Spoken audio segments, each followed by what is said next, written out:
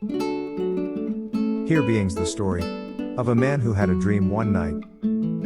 He dreamed that he died and found himself immediately in a large room.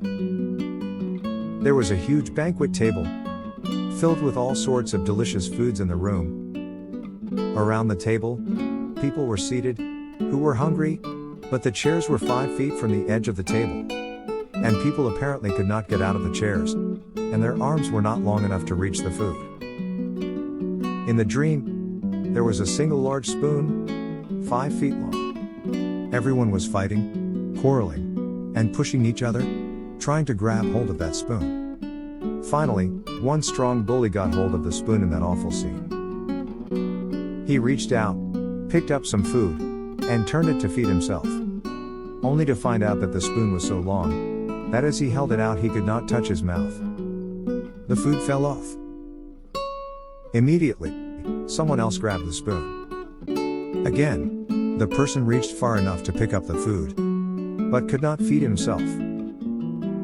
In the dream, the man was observing it all. Said to his guide, "This is hell to have food and not be able to eat it." The guide replied, "Where do you think you are? This is hell. But this is not your place. Come with me." And they went into another room.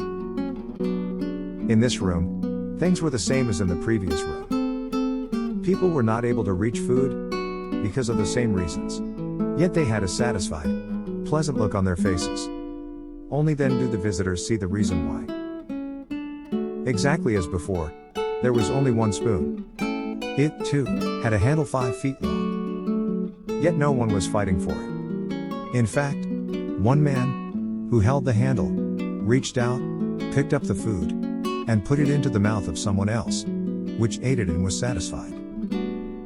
That person then took the spoon by the handle, reached for the food from the table, and put it back to the mouth of the man, who had just given him something to eat. And the guide said, "This is heaven." People who try to achieve happiness with selfishness end up in hell on earth.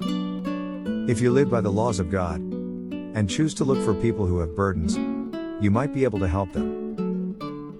But if you look for your own happiness, ignoring the needs of those around you, you will lose out altogether.